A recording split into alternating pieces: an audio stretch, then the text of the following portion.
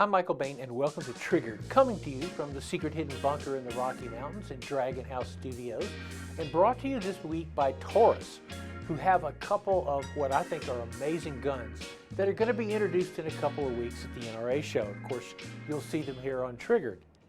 What's in front of me here are my everyday carry guns. And boy, are they boring. But that's not what we're going to talk about. Instead, we're going to talk about my friend, Rob Pincus, one of the most interesting, sometimes one of the most controversial people in the training field. I spent the last 3 days at Rob's Intuitive Defensive Shooting instructor training class. It is one of the best classes I have ever taken, period. It is also one of the hardest classes I have ever taken. And you go, well, Michael, do you need another certification? Yeah, I have training certifications. NRA, I.C.E, started training firearm safety, range procedures, new shooters, competition shooting, early 1980s. Worked with SWAT teams on their training, worked with the National Shooting Sports Foundation as their lead instructor in the media education program for years, taking anti-gun media to the range to teach how to shoot. I have literally hundreds, probably thousands of hours of instruction under my belt over the years. So why would I be at another instructor training class? Well, first, let me tell you how I met Rob. I met Rob at a dive conference, not a shooting conference. He was a dive instructor, and I was working on my book, Over the Edge, A Regular Guy's Odyssey in Extreme Sports. This is 25 years ago. And I was training in sports and activities. This is before the extreme sports explosion. But I was training in those things that if I made a mistake in my thinking, if I screwed up, I was going to die. And some of the hardest stuff that I learned was being a technical diver. That is, certified cave diver, certified deep air, certified mixed gas. I dove very deep, very scary wrecks, somewhere out in the Atlantic, sometimes out in the Pacific. But when Rob and I sat down for our first conversation over a cup of coffee at a dive conference, what we talked about was the body's natural reaction. Because in what I was researching for high-risk sports, where I was going to put my butt on the line, my instructors, who are some of the finest instructors in the world, were telling me that you could not safely train yourself to do something that goes against your fundamental primate reactions. As my lead cave diving instructor told me one day, he said, "You cannot train against the inner monkey, Michael. If you do, your training will fail you, and fail you at the worst possible time, and the net result is you get to die in a small closed room really unpleasantly." So Rob and I talked about that a lot because he was researching it in the context of shooting. And over the subsequent 25 years, Rob and his training company, I.C.E, integrity, consistency, efficiency, have focused on intuitive shooting. That is, self-defense shooting training that is consistent with what the body does. So Rob and I, of course, you've seen him on Shooting Gallery when Rob was at the Valhalla Training Center, which was a profound change for Rob and where he started working with high-end military, high-end law enforcement in training. You saw that on Shooting Gallery. In fact, that's the only place you saw it. You also saw Rob for years on The Best Defense. And each time Rob talked to you on The Best Defense, he talked about intuitive defensive shooting. So what we're going to do here is we got some interviews with Rob. We got a little bit of Rob teaching.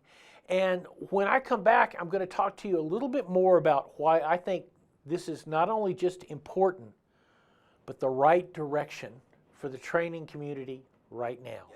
One of the best compliments that this program ever gets is that if someone's only going to take one course for developing defensive shooting skill, this is the best program. And a lot of really guys who know what they're talking about have said that, or one paraphrase version of that or another.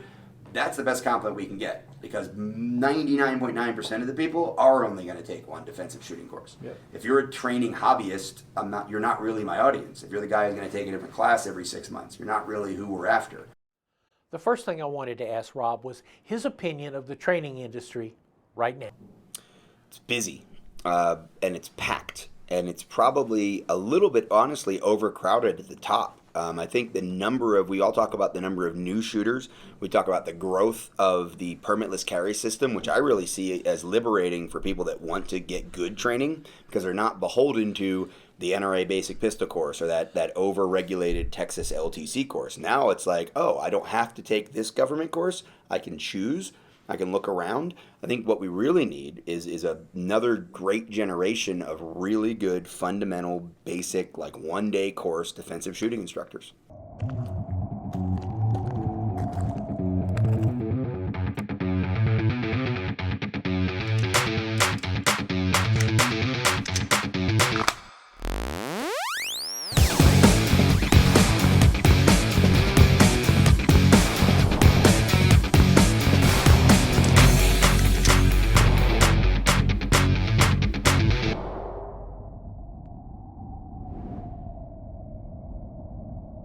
Welcome back to Triggered, where this week we're talking about Rob Pincus and intuitive defensive shooting.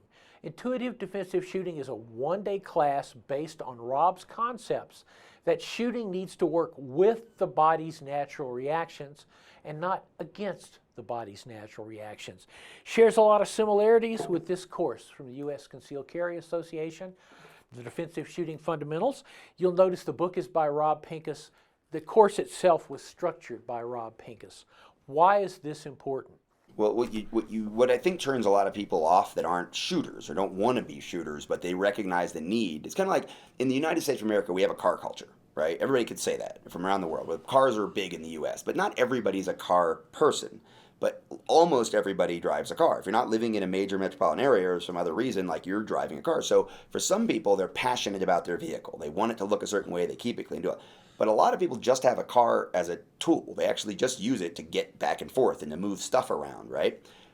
We're starting to see more and more gun people who don't really care about the gun. They don't want to have the hat. They don't want to wear the t-shirt. They don't want to wear the plate carrier. They don't want to drop leg. That looks kind of weird. Why would I do that? When would I ever need that skill set over there? They're just looking for, I want to learn how to drive back and forth to work. I just want a car that's reliable. I want a gun that's reliable and affordable, and I just need the skills to be able to do the thing if I need to defend myself. I'm not looking to show off or win competitions. It's a very different group, and I say to that group, thank you.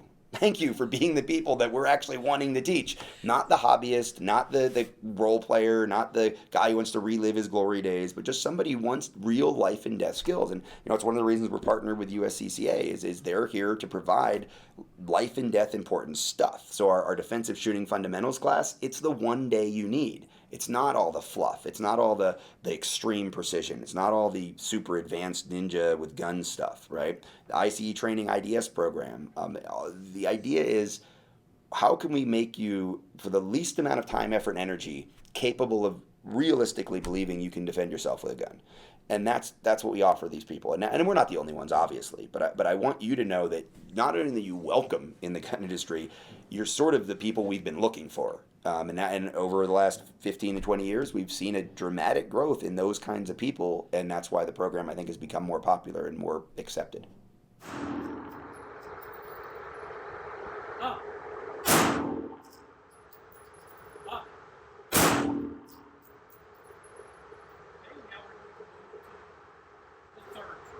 Next up, Rob talks about the battle for and the acceptance of his training programs.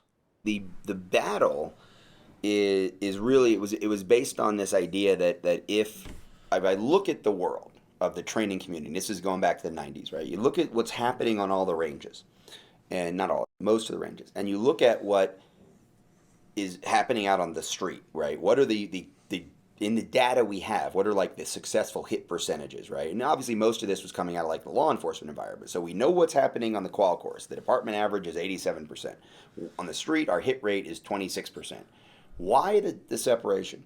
And then the information that was added in the 90s, and I always make it really clear, like the benefit that those of us that were looking at this in the late 90s had over like somebody even a decade before was dash camera videos, surveillance camera videos of actual defensive gun uses, and simunitions and other reality-based training products and systems coming to light and being used more often, also with video. So now we could actually see what was happening when people were caught off guard, had been trained and were armed and were sort of ready, but caught off guard as real defensive gun use, and what happens. And it didn't really look anything like what was happening on most of the ranges. You know, the bladed stances, the double taps, even the upright isosceles.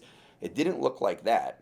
But people were winning, but they were winning with these kind of embarrassingly low hit percentages. So how do we take what was actually happening and refine it, right? Or start practicing and make the ranges look more like the fight?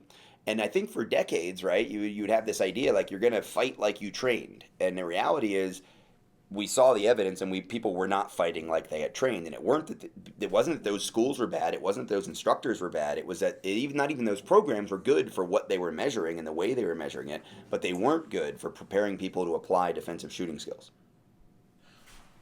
So I guess I don't know, that's sort of the setup, I guess, right? So with that as the background of why was it controversial? Why was there a battle? Is because I was walking in and sort of pointing. I wasn't making it up. I'm just walking in like, hey, I'm the new guy here, but that fight in the street doesn't look at all like what you're doing in training. And the attitude, a lot of it was, well, people need to train harder. Okay, is that true? Well, then if you actually study behavioral motor skill development, experiential learning models, if you study the body's natural reactions and the evolving science of neuroscience, even at the low level that I can get into in the late 90s and the early 2000s, you start to realize that no, you're just wrong. You can train as hard as you want in the wrong thing. It's not going to show up in the fight. It's not very likely to show up in a true defensive ambush moment. So people didn't like to hear that. I get it, right? Like, and I didn't have the kind of credential that instantly makes you the expert, right? I didn't have the 20 years law enforcement experience. I didn't have I was the lead instructor for this special military unit. I didn't have an extensive military background. I didn't have any of that stuff. I just had what I thought were just cogent observations and then like some kind of a trail of logic to how we might be able to do it better. When Triggered returns, I'm going to show you some of Rob's teaching points on the assessment we need to make if we as civilians are involved in a shooting. This week's Triggered is brought to you by Arms Corps Rock Island Armory. What's your passion? Taurus USA. Always ready, always bring it. Hunter's HD Gold shooting glasses. They change so you don't have to. And SDS imports the Thesis PX9. Thesis means quality. What are we looking for when we assess? In order of potential urgency, but not in order of searching. You're not searching for one and then searching for the other. It's like you're just looking. The things you might see include someone you need to shoot.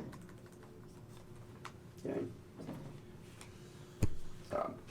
Break my focus on that threat. I look around. I see someone's literally about to stab my daughter. I need to shoot them. Right?